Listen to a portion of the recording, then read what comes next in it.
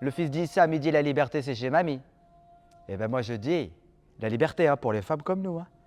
Alors, je suis interprète en langue des signes depuis quelques années et là, j'adapte le spectacle de Iwa, Compagnie pour Issam. La première rencontre avec Sylvie, elle se fait par la scène nationale de Cavaillon. Et alors, la première étape, c'est Sylvie qui lit le texte pour dire « ouais, je peux le faire ». Je lui donne les intentions du texte, ce que j'avais envie d'en faire, tu vois, mais en tout cas les grandes lignes artistiques.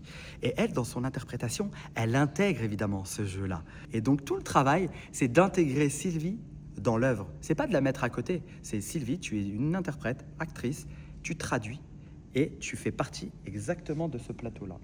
Au début, il voulait me mettre que sur le bord plateau et c'est moi qui, petit à petit, ai grignoté pour pouvoir vraiment m'intégrer dans le salon, en fait, hein, sur le plateau, pour être au plus proche du public, mais aussi au plus proche d'Issam pour que le public puisse voir vraiment l'adaptation de la langue des signes, quoi. Bienvenue dans le service de la naturalisation française.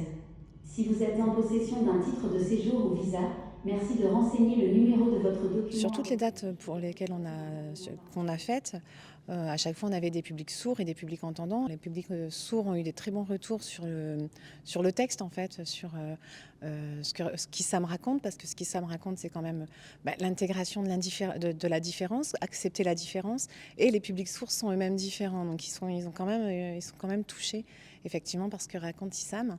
Et les publics entendants, les retours qu'ils me font, c'est que moi j'ajoute une partie un peu poétique, j'ajoute un petit peu quelque chose de plus visuel à ce spectacle. Et donc on a des retours des deux côtés qui sont très très positifs.